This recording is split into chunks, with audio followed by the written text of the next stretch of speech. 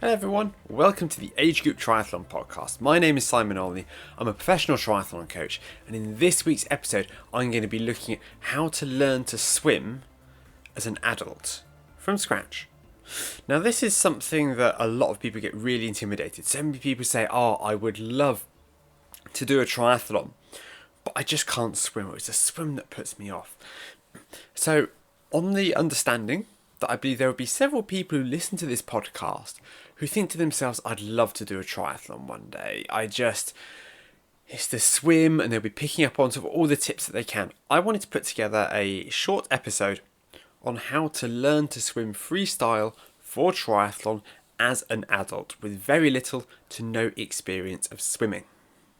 Now this is also relevant to those of you who could be sort of confident breaststroke swimmers they can do heads up breaststroke up and down the pool for ages, but they struggle by swimming freestyle, or front crawl as we tend to call it here in the UK. So we are going to start from a very low point, so apologies if a lot of the stuff is really basic to you at the start. We're going to build it up and teach you some of the essential skills that you need to understand to help you be able to learn to swim better. Now, learning to swim isn't a subject that's best shared via an audio format. I am well aware of that. I'm looking to put together a course to help people understand how to learn to swim for a triathlon from scratch. But that will be video content, and that will have to be a paid product. Simply due to the amount of time it's going to be required to invest in creating that to a good quality. For now, you get the B-roll. You get the audio version, which I know isn't going to be amazingly useful. I'm going to be referencing some things that I recommend you go away and look at and have a watch and the like.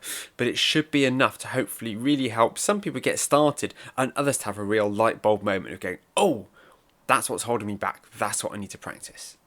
Now, when I chat to clients, when they're sort of thinking of working with me, a lot of them will ask me again, what is it that's different about you as a coach? And sometimes I'll ask myself that question. I go, well, what is it that I do differently? Because I'll be honest, as far as coaches go, I'm a relatively sort of jack of all trades. I've got really good knowledge of nutrition, really good knowledge of strength, swimming, cycling, running, got good, like to think at least, emotional intelligence skills, listening to people, helping them achieve their goals, but I wouldn't say I was really world class at any of those, because there are lots of other people who specialise in certain areas, and they would tend to be the sort of the swim coaches who spend all of their time poolside. Or they could be coaches who focus entirely on strength and conditioning. So this is all a really sort of a rich world where you can specialise in all sorts of different areas, whereas I'm a jack of all trades. So what makes me special? Well, I think what makes me special, makes me different, is that I started from nothing. When I started training for triathlon, hadn't run since school. I enjoyed riding a mountain bike occasionally on some of the hard packed trails around here, and I could do a little bit of heads up breaststroke. Whereas I think a lot of coaches, not all coaches, they grew up in the pool. They were on the swim team, okay? They ran on the track to a high level all the way through until, when they're a teenager, maybe longer. And to them, they can't imagine not being able to swim or not be able to run well. Or even in the case of, like strength training, they can't imagine not knowing how to use a bench in the gym, or what a different machine could be called, or a piece of equipment. So what I'd like to think that I'm quite good at and I've focused on is really breaking these concepts down into nice, digestible chunks that will really help us, those of us who are starting out, be able to go, oh, okay, that's how it works. And also to help those who are already, they consider themselves maybe an intermediate triathlete, to maybe understand the why and the concepts behind this advice that they've got. So today, we are focusing on swim technique. Imagine you're coming from a very similar place to where I was when I started out in triathlon. An additional note, actually, because this is going to be relevant to the episode. When I first started out coaching, I had no real idea of what it was that I wanted to coach or how. So I started off helping people improve their swimming. Go to the pool, look at their stroke, give them some tips. Okay? And this was just me getting in the water with the athlete and watching them swim. And by doing this, I gained quite a lot of experience. I started volunteering with the local triathlon club on poolside, and I started running their sessions. But I started to realise quite quickly when I said, friends, who weren't triathletes, but they get, oh, I want to improve my swimming. Could you help? Yeah, sure, I can help. Let's have a look at your swimming. And I would be arriving at the session and be thinking about, okay, I need to make sure they keep a high elbow in the water, make sure they're breathing bilaterally, they haven't got a crossover at the front of their stroke. All of these coaching points that I had in my mind that I picked up from my education and my knowledge and my development as an athlete and understanding what it is that gets in people's way. And then I get these people in the water and they would barely be able to put their face underwater. And after the second or third time of this, I had a thought of, I'm really not sure how to help this person. Because even though I've struggled to swim in the past, like putting my face under the water was never a massive challenge. Sure, it took some getting used to, but it was never a really real struggle. So how can I even begin to help someone who is that early in their journey? So what did I do? I took some of the money that I had left over in the film industry and I trained as a swimming teacher. My thought being that I can then teach people from scratch how to swim. And I remember I travelled to Tottenham, which is where the course is being held, so it's a fair old commute from Wimbledon. And I got there and they were sat there and the course instructor saying, and when you're in there with the kiddie winks. Kiddie winks? And it sounds really stupid when you think about it. Of course, at that point, I was 26. And I thought of it all from like an adult teaching perspective. And it hadn't really crossed my mind about the idea that, most teaching of swimming is going to be for children. And that being a swimming teacher is a job in itself. So I qualified as a swimming teacher and then actually got a job with GLL, who run the Better Leisure Centres around London. If your child learned to swim in southwest London between the years of 2016 and 2019, there is a good chance that I helped them with that journey. Now, and the reason I'm mentioning that is because it helped, having that real understanding of not jumping straight into the technical stuff, but having worked with adults and with children and giving an insight on how that learn to swim framework sort of flows and how that needs to be different between adults and children. So I guess the first question that many people have is, why are we learning to swim freestyle? Because heads up breaststroke is a lot easier to learn and you can get round your event using breaststroke. And yes, you absolutely can. I mean, you might struggle to make the cutoff at a full Ironman, especially if you're doing the heads-up breaststroke as opposed to a proper breaststroke where your head is dipping under the water. But it is perfectly possible, so why go to all of the effort and the frustration and the cost even of this if you are going to find yourself, bang your head against the wall and why can't I do it? Why doesn't it work? Why can't I just swim breaststroke? Well, freestyle swimming is, and I'm probably going to use freestyle and front crawl interchangeably, just for the reference. Freestyle swimming, it's so much faster because you are flat in the water, or at least you will be once you get better. You're nice and flat in the water as you swim. And that means that you are going to glide through the water with much less resistance. Whereas when you swim in breaststroke, you are swimming at an angle, especially with a heads-up breaststroke. Your legs will be quite deep under the water, which creates a lot of drag. And water is very draggy. So what we do to achieve this is we place our face in the water, which then lifts our legs up nice and high. The other thing that makes freestyle swimming faster is the fact that it's an alternating arm action. And this involves using one arm at a time. So left arm, right arm, left arm, right arm, left arm, right arm. As opposed to breaststroke where you do your kick and then you do your pull. You do your kick and you do your pull. And you have that rhythm and there's a short glide in there in most cases.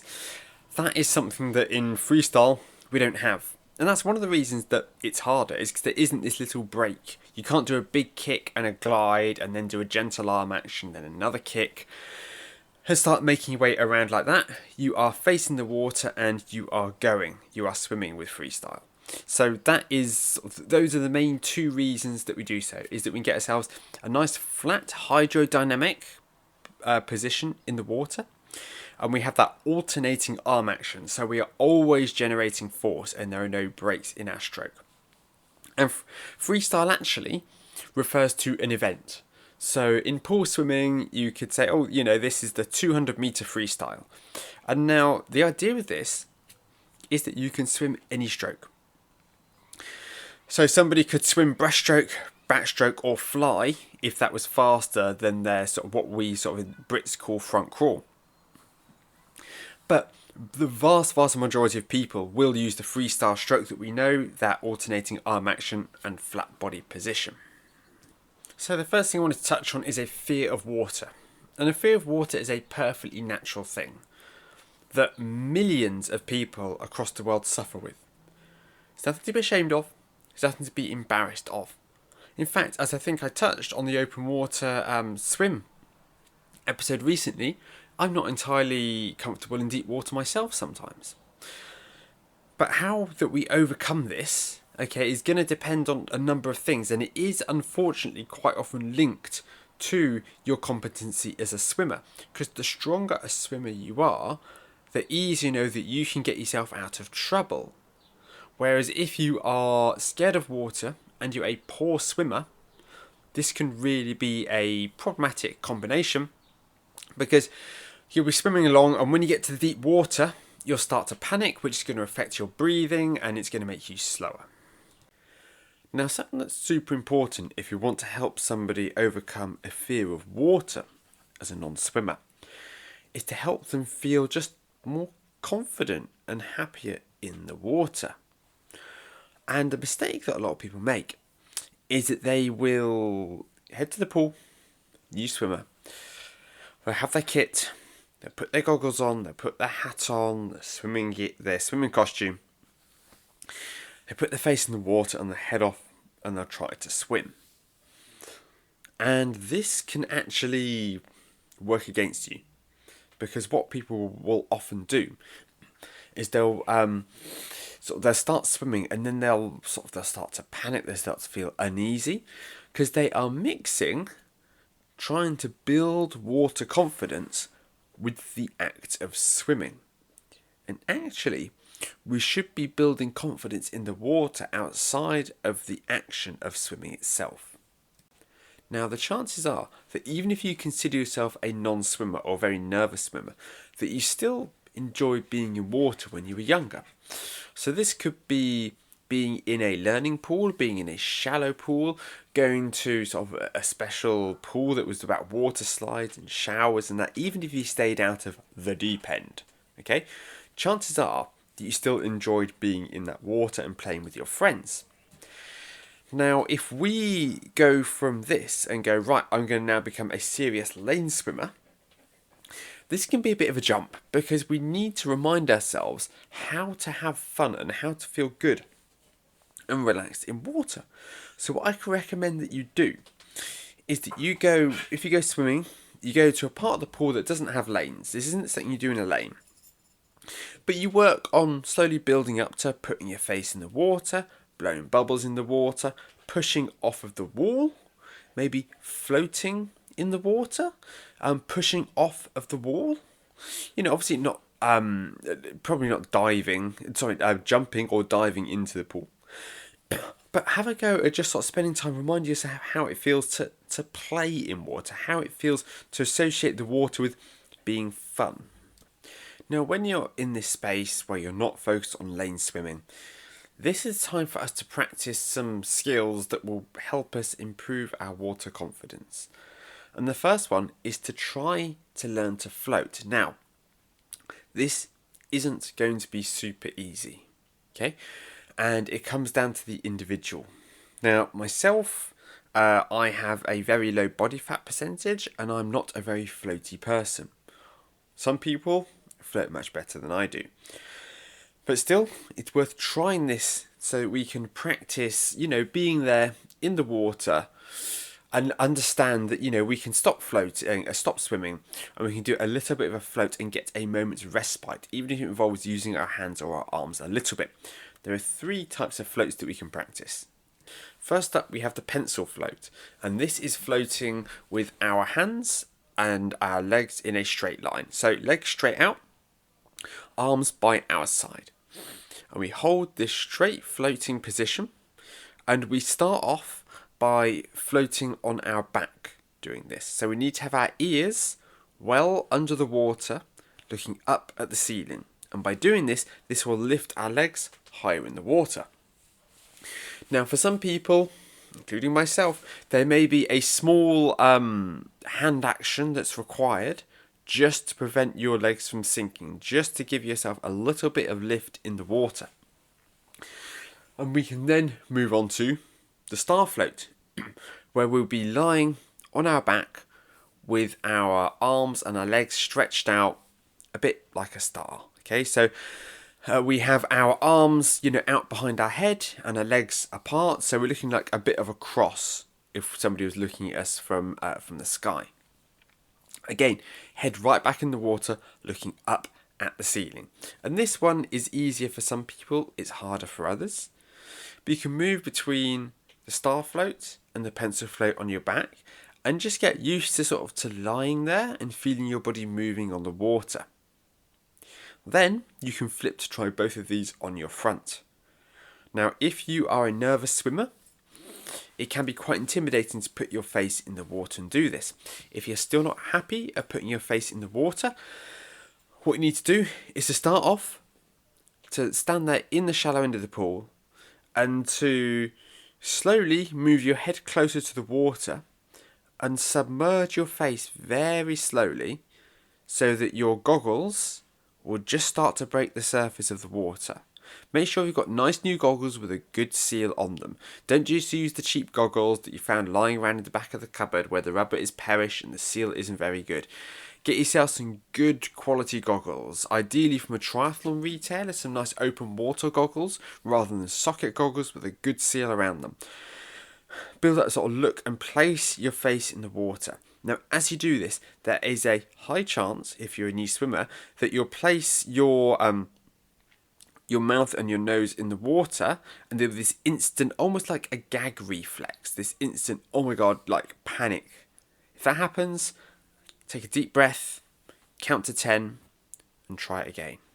Now, this is something, if you find that this is a real struggle for you, practice it in the sink at home or in the bathtub at home, okay? This is something you can build up to nice and easily, nice and slowly, without needing to pay to go to the swimming pool to try it. Once you have built up to being able to place your face in the water, I'd like you to progress on to doing a float on your front with your face in the water. And build up the confidence to be able to hold this for several seconds. Again, you may need a little bit of hand action to be able to allow you to achieve this. Now, once you've got used to your star float and your pencil float on your front, you can move on to a mushroom float, okay?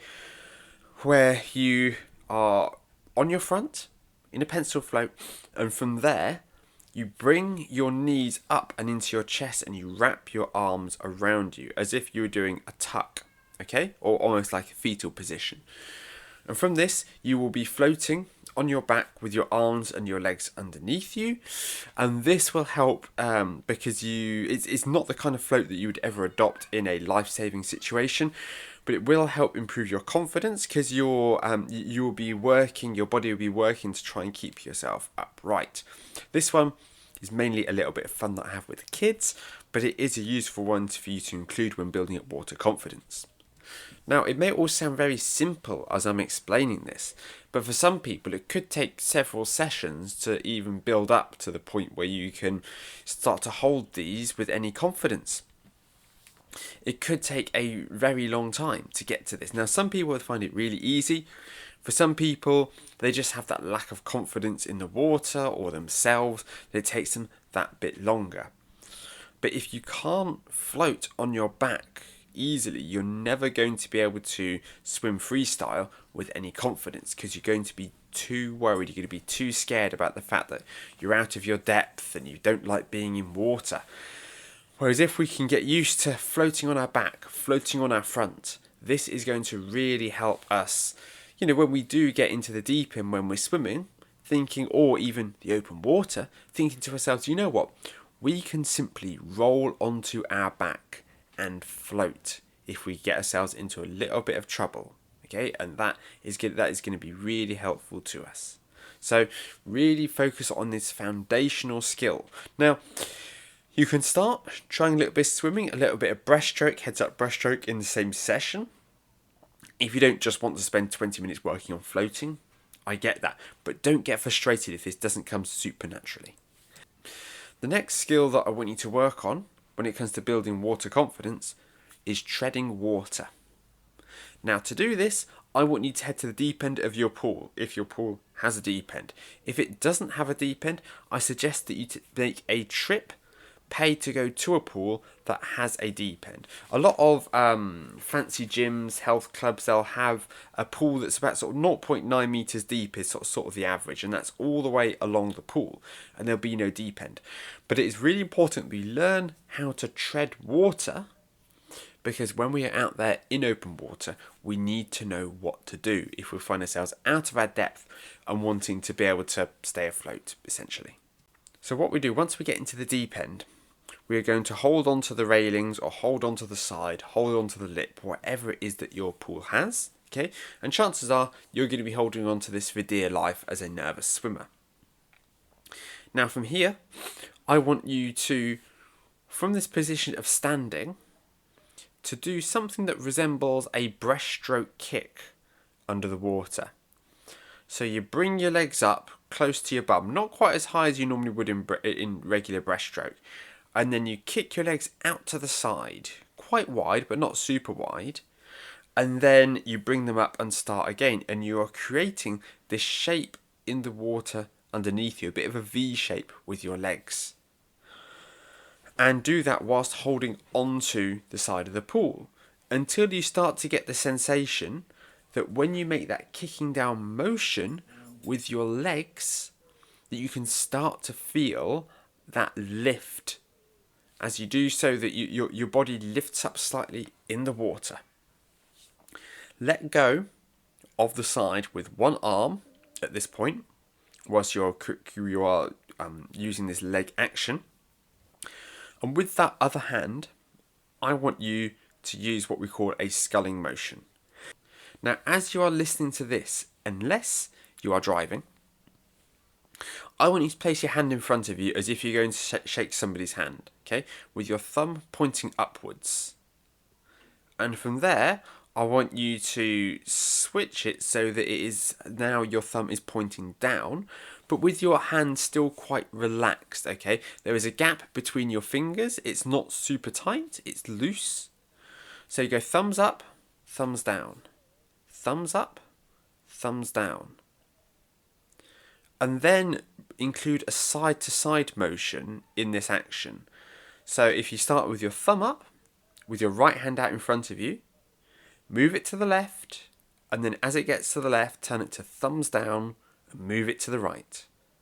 Thumbs up, thumbs down. And this motion here is called sculling. And if we do this motion, it will generate a small amount of lift for us. If you were struggling with the floating and you used a hand motion to be able to keep yourself afloat, chances are you would have instinctively used some kind of motion like this in the water.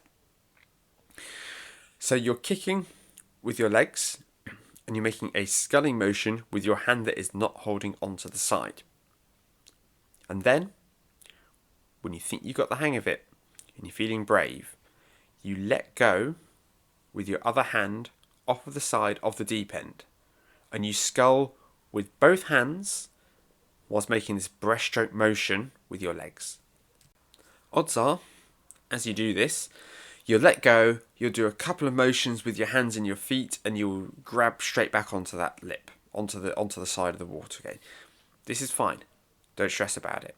but start slowly building it up until you can get to the point where you can sit there and you can tread water for about 10 seconds without panicking. Once you can build yourself up so that you can spend 10, 15, 20 seconds treading water, you can then go from treading water to floating to treading water. You can, really improve and use this skill set till you get to the point where you think, you know what, water doesn't scare me quite as much because I know that the worst case scenario, I can grab the lane rope, I can grab the side, or I can sit there and tread water if I get a cramp or something like that. And when you get to this point, this is where you are ready to start swimming properly.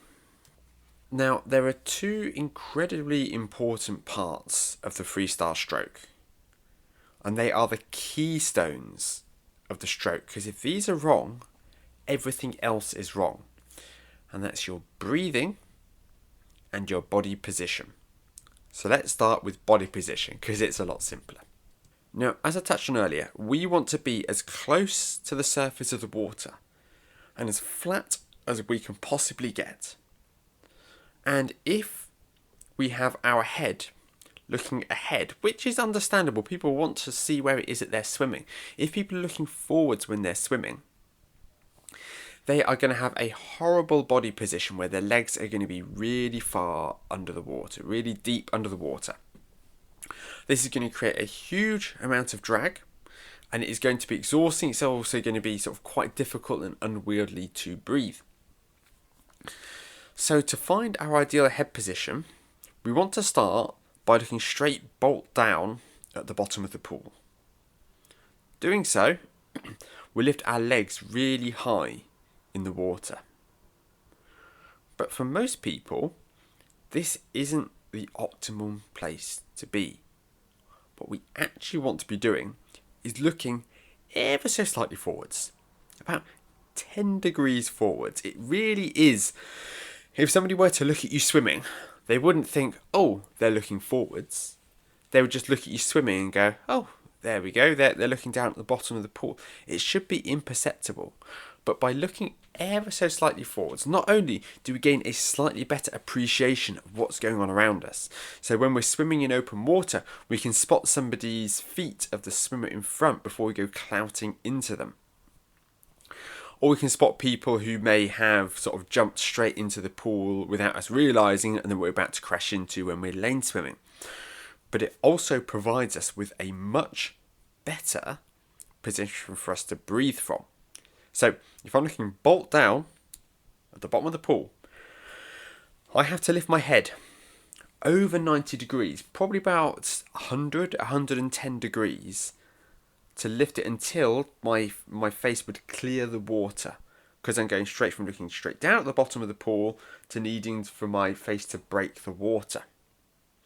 And what happens as a result of this is that many people, especially new swimmers, they'll actually twist their head closer to 180 degrees because it's a difficult motion to control. They're stressed in the water and they're taking this breath like it might be their last. And they have this huge head twisting moment for them to get to this position.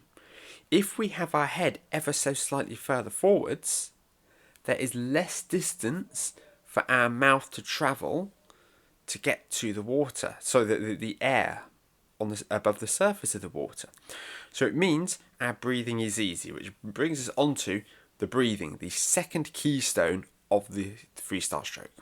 Now, if you were a runner or a cyclist and a friend of yours said, oh, I want to get started with running or cycling, because a lot of triathletes will have at least some experience of one of these sports, and they were cycling or running whilst holding their breath, and they held their breath and they held their breath and they held their breath, and they stopped and tried to get their breath back, and they were there and they were doubled over, you'd be looking at them and go, what are you doing?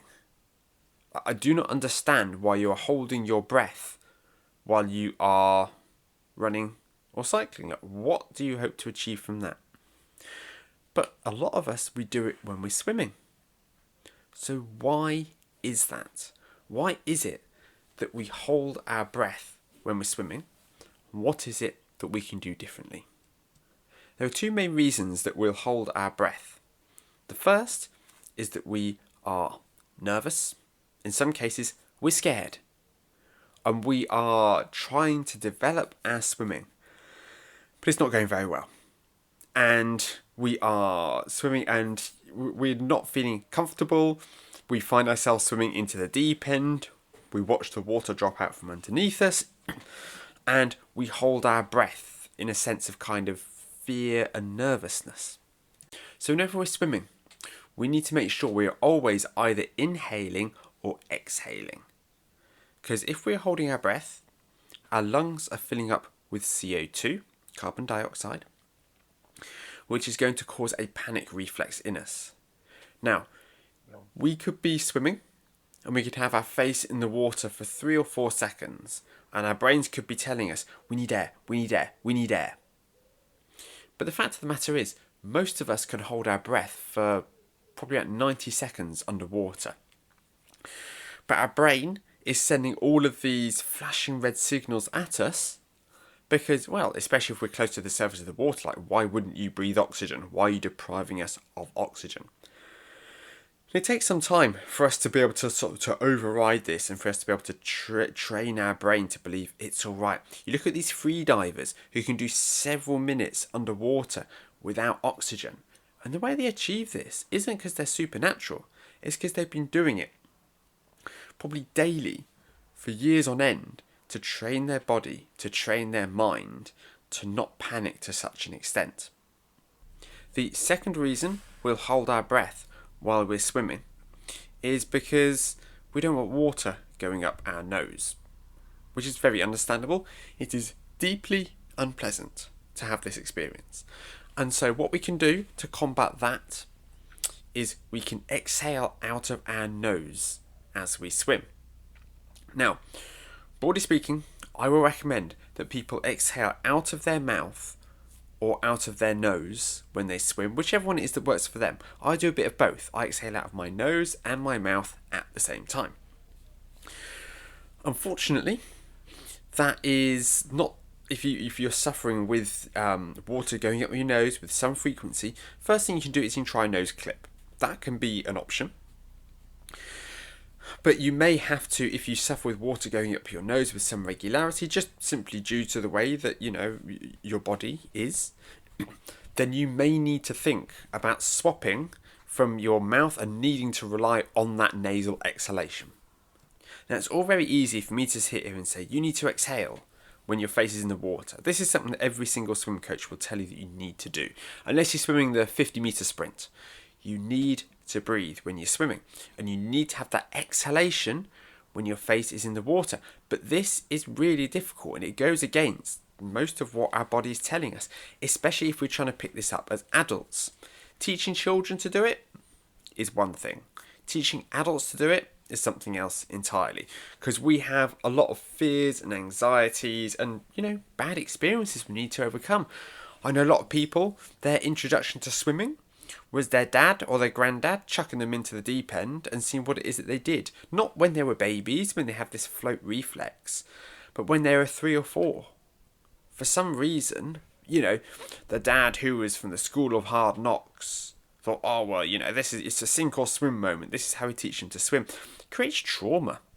And a lot of people have these traumatic experiences. Some people even, they were confident in the water, but they had a near-death experience, whether it was they got dragged out by the current at sea, whether it was that they fell in a lake fully clothed and struggled to get out. And we can be fighting these fears or just these general sort of anxieties in our brain. So to overcome these, we need to have a slow, gradual approach. Now, this is something that can be done from home, in your bathtub or your sink.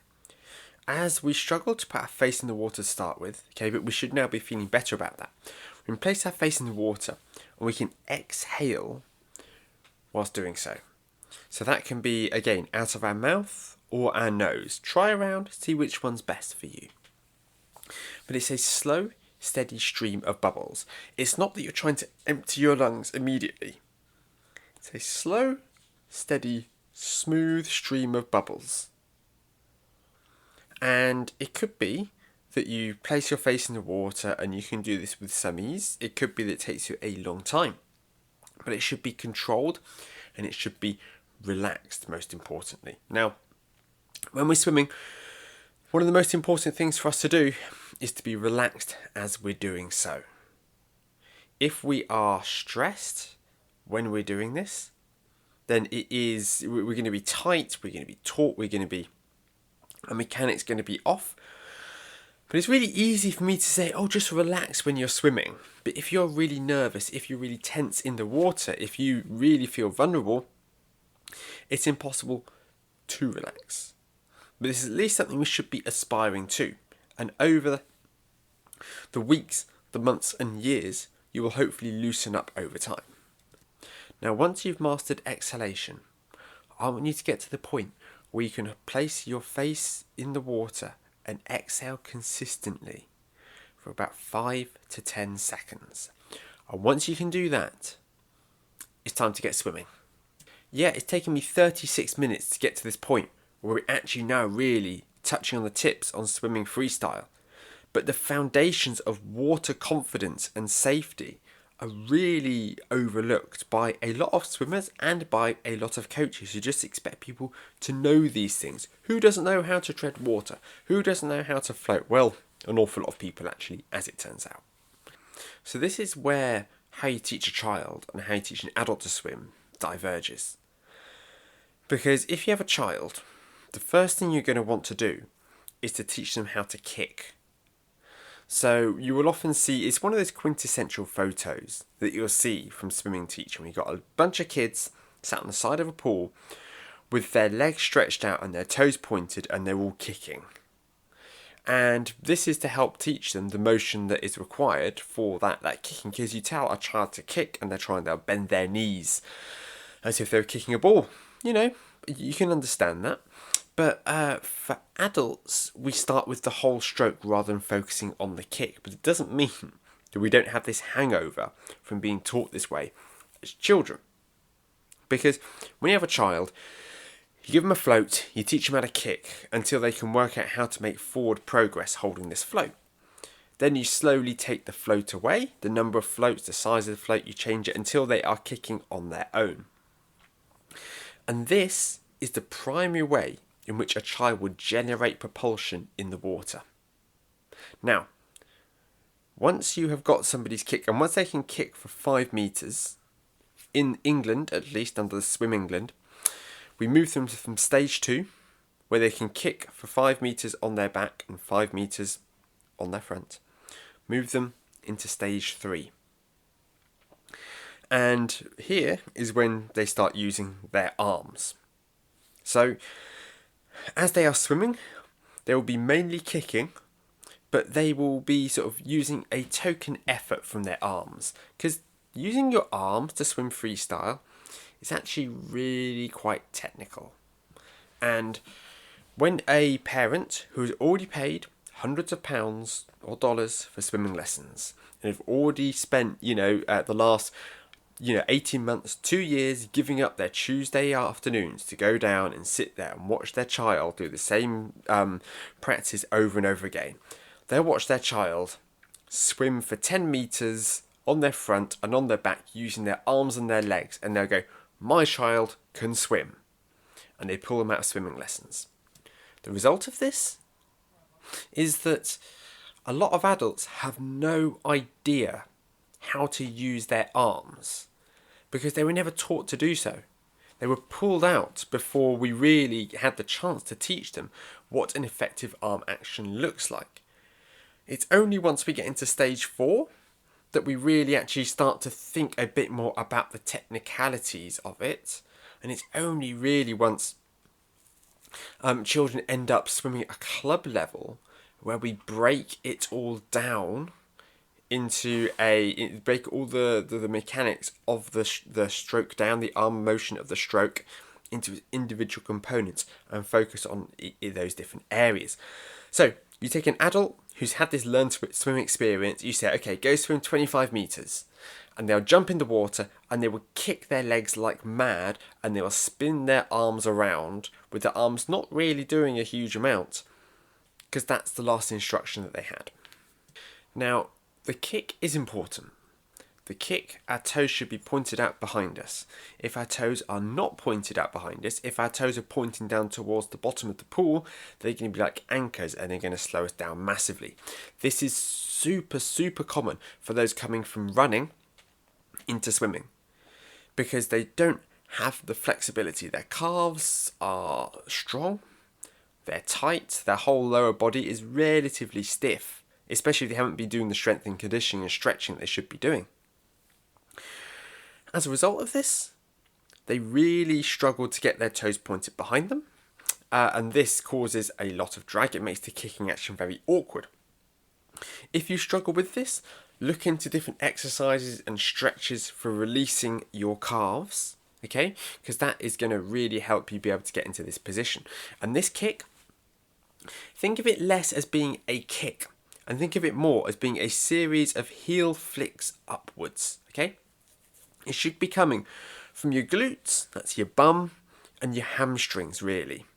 Your knees should be loose, loosey-goosey, okay? There'll be a little bit of movement in them, but for the most part, they should be nice and straight.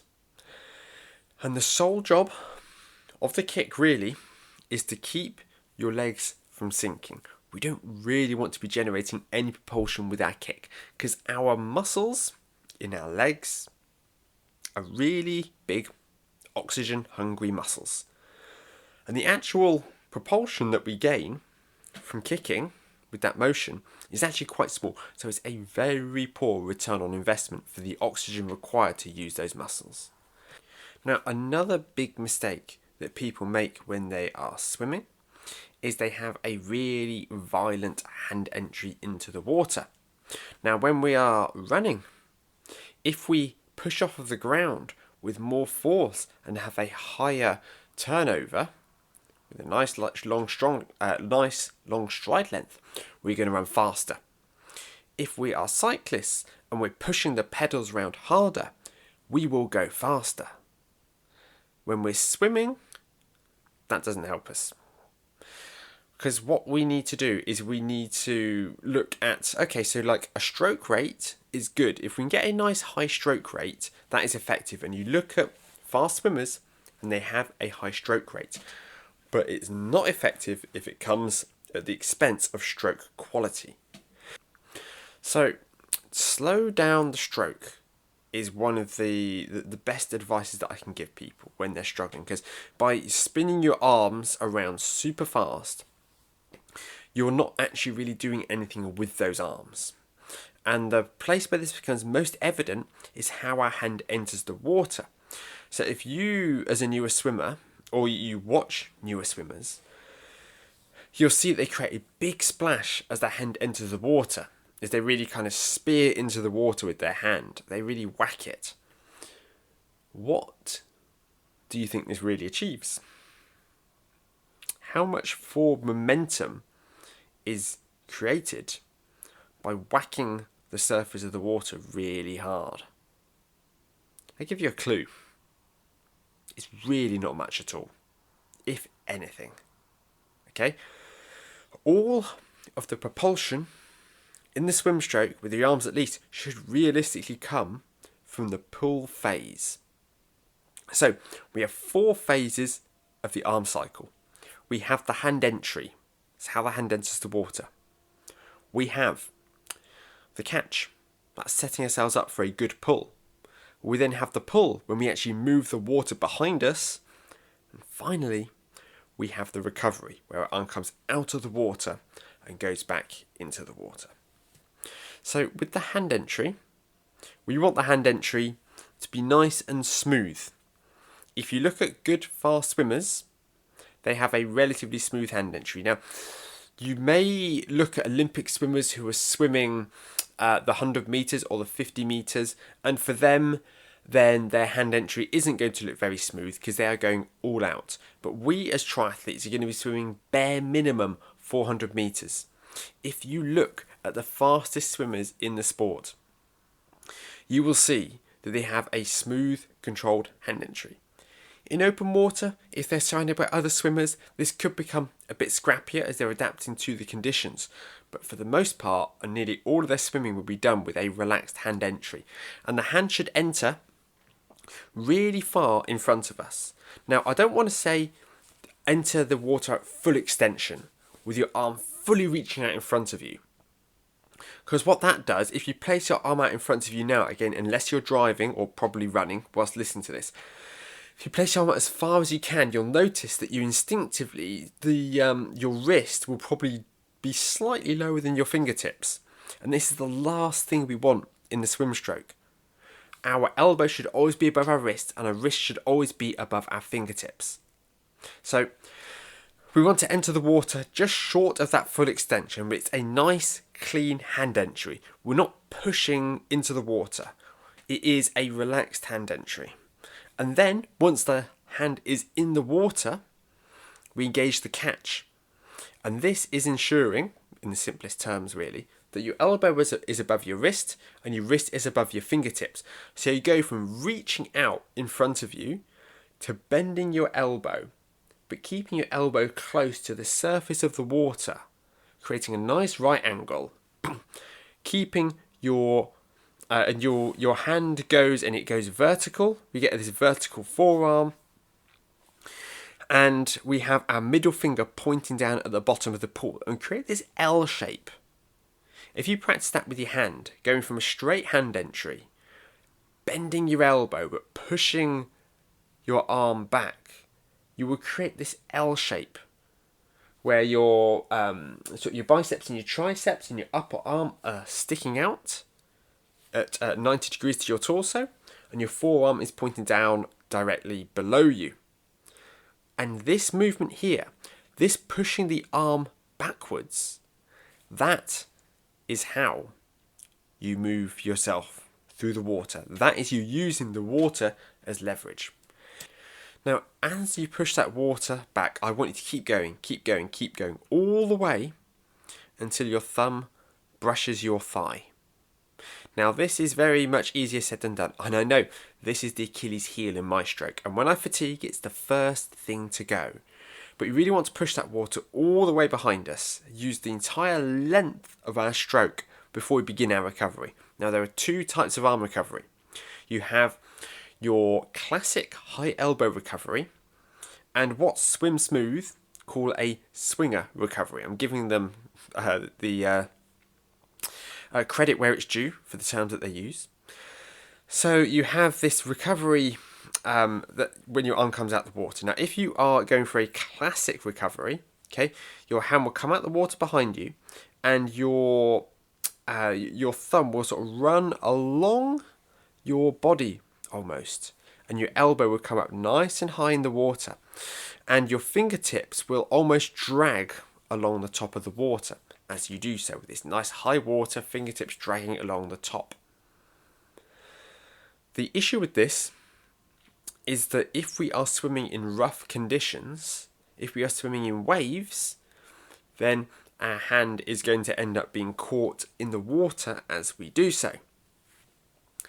So most triathletes, especially those who are a little bit shorter, will tend to focus on a swinging arm recovery, where instead of after you push back out of the water, your elbow rising high and your fingertips dragging over the top of the water, we are instead bringing our arm out behind us, and we are swinging our arm out to the side, over the top of the water and back into the water. Now this, in many cases, is actually faster than using that classic high elbow recovery. There is less finesse required in the motion, but there is a massive downside to this arm recovery. And that is that as our hand enters the water, it is really easy for us to overshoot our arm recovery. Now, as our hand enters the water, we want it to land in line with our shoulder. Our hand needs to enter in line with our shoulder. Because if our hand enters the water in line with our head, or maybe even in line with our opposite shoulder, if it goes and it reaches over and your your hand enters the water on the wrong side of your body, this throws us completely off balance. The result of this is that our body needs to steady itself to stop ourselves from rolling over onto our back in the water. How does it do this? Well, it creates a scissor kicking motion with our legs. And if you go down to a pool and you watch people swimming freestyle in the slow and the medium lanes, I will guarantee you that the majority of these swimmers will have a scissor kick in their stroke.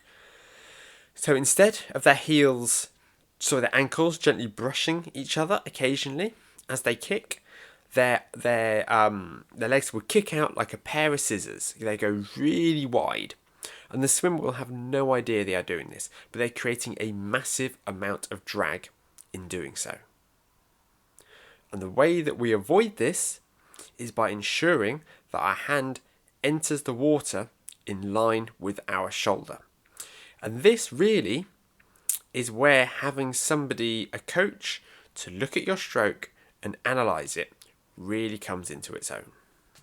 Because the hard truth is, you can be listening to this episode, and there will be thousands of people that listen to this episode, and they will go down the pool, and they will practice this, and they will all be thinking they're doing the right thing. They'll be thinking, well, this is what Simon told me to do, this is what I'm doing. But I guarantee that if I were to analyse the video from all of those strokes, I'd see 1,000 very different strokes of people making all sorts of mistakes. Because it's very, very hard to get that objective feedback when you are the one who's doing the swimming themselves. Now this extends as well to your pull motion.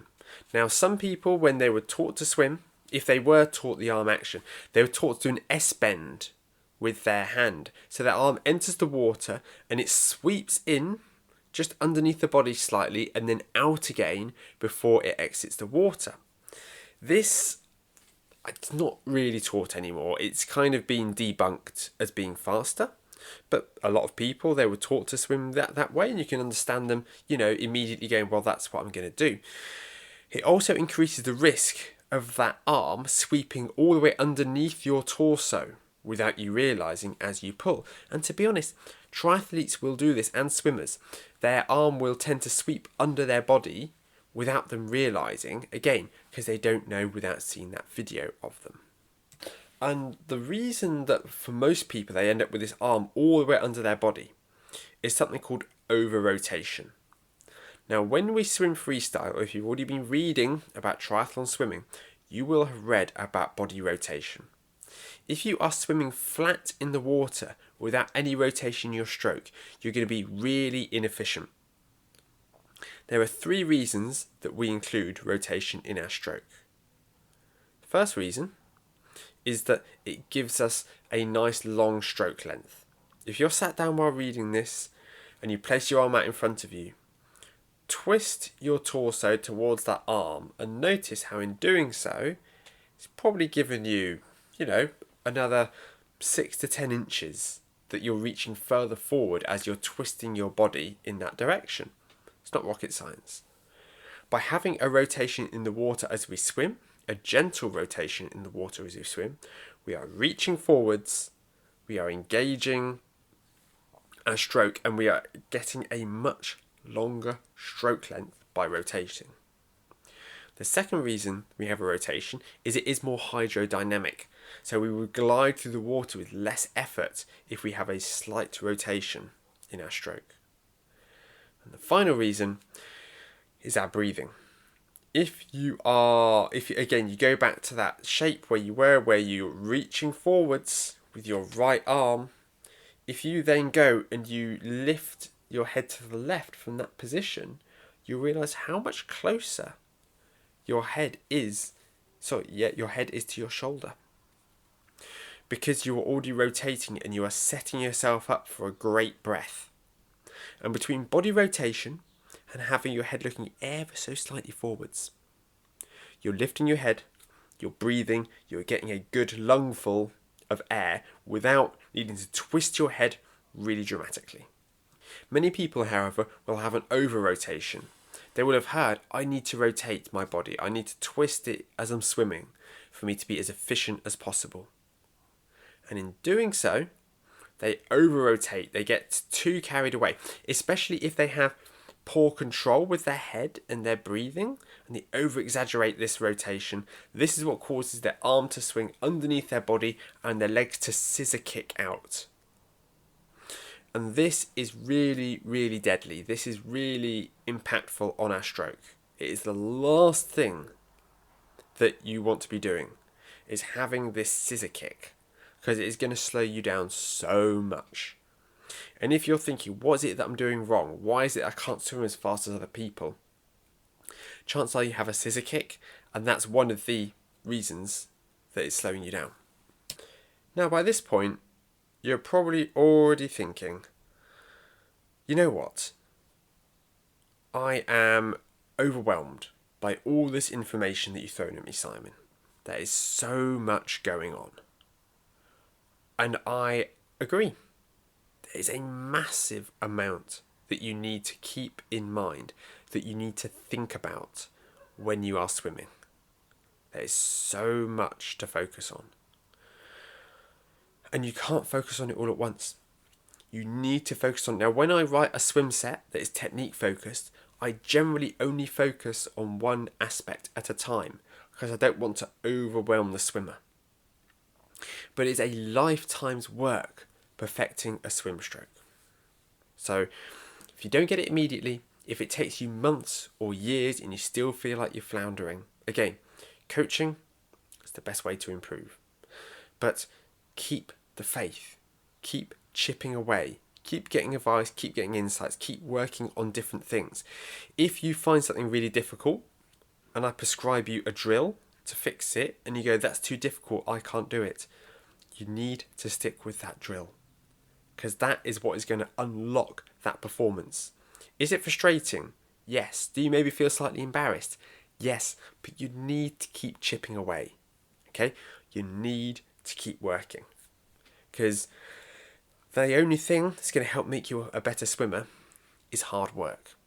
Okay? Hard work, good feedback, and, again, I hope that the sets that I write, athletes, they enjoy. They can really gain an enormous amount from the swim sets, that they come away from it thinking, you know what, I accomplished something today. Whether it was endurance, whether it was technique, whether it was fitness, that we don't want it to be deathly boring, but you just need to spend the hours in the water, work on the drills and the areas of technique that are the most challenging to you, and just keep chipping away. Now, the final thing that I'm going to talk to you about today, there are lots of other things that I could cover, but the final thing I want to talk to you about is the timing of your stroke. And this is a major frustration for a lot of people. Now, if you imagine a propeller blade, like you might get on, an old-fashioned plane, where you have both of those blades, they are always equidistant to each other. Now, when we are swimming, we can't afford for our arms to look like that. That is something that my parents used to call me the windmill, because they couldn't get me to bend my arms, and they were always working in opposite to each other. What we need to do when we're swimming is we need to make sure that our timing is not too slow and it's not too fast. Now, if our timing is too fast, if our arms are turning over too quickly, then we are not going to get a good feel for the water. We're not going to get a good catch. We're not really going to be moving water. If our arms are moving too slowly, if our timing is too slow, what will happen is somebody will have an arm out in front of them and they will wait for their other arm to finish their stroke and for the other arm to sort of catch up to the other arm before that second arm engages and starts its stroke. Now, catch up is a drill which can be prescribed to get children or new swimmers to slow down their stroke a little bit, but it's not what we're looking for. Okay, we want to find that medium between the two. And that happy medium is that you always want to make sure that you have one arm out in front of you when you are swimming, but that as soon as that other arm starts recovering and starts passing your shoulder, ready to reach out in front of you, that second arm is already in motion and it's already beginning the pull. Now, take the time to watch some videos, some stroke analysis of elite swimmers. Again, Swim Smooth, they have a fantastic selection of these videos. Watch the underwater cameras of these swimmers and look at what point they start engaging their stroke relative to when the other arm recovers. Because if you do it too quickly, the stroke is going to be messy, it's going to be of poor quality. If you do it too slowly, you're going to have a huge dead spot in your stroke. Because we want to make sure that one arm is always pulling, and that is how we move through the water quickly. If we are only using one arm at a time, if we go push, recover, like that, then we have these huge dead spots and we lose any momentum that we've gained from this mini glide. Now this glide, it may only be for a second or less, but it's going to cost us a lot of momentum. We need to increase the timing of that stroke. And we also need to ensure that we are maintaining that stroke rate and the quality of the stroke in the process. And a lot of people, they will do all this reading and have this really technical stroke, but if the timing is wrong, they're going to be losing time hand over fist. This has been a bit of it's a whistle-stop tour. It's taken me an hour. Okay, this is a real general overview of water confidence and the basics of the freestyle swimming stroke. Haven't covered drills, haven't covered open water. Okay, there are probably a couple of areas which I probably should have covered and that I will kick myself for not including. But this is just a podcast episode. It is not a comprehensive swimming course. I'm looking to hopefully film a comprehensive swimming course, videos, drills, all of this to make it a really well-oiled how to go from being a non-swimmer into swimming front crawl freestyle for triathlon. But I need some time to put that together. For now, I hope this has been really useful. If you need extra help with your stroke, whether you are just starting out or whether you're already a decent swimmer, but you need to refine your stroke, I have two options that might interest you. Firstly, I have my swim stroke analysis. This costs £40. Send me over a video of you swimming and I will send back a video with analysis of your stroke and different things that you need to work on. I think that's pretty good value personally. The second option is working with me to help achieve your goals. I've got two options. I've got my bespoke coaching, which is £250 a month or regional equivalent, or I've got my coach training plans, which start at £15 per week. And each of those coach training plans has a swim stroke, most of them have a swim stroke analysis in them, okay, where you will upload a video of you swimming and I will give you feedback, and that's all included in the price. It starts at £15 per week. If you're interested in any of those, look down in the show notes and there will be more information, pricing, and you can drop me an email if you are interested. Thank you for your company. I really do enjoy it. Please subscribe if you haven't already, and maybe if you are feeling generous, if this really did help you, leave me a rating or a review. That would be a massive help. Wishing you all the very best with your training in the week ahead, and I'll talk to you very soon.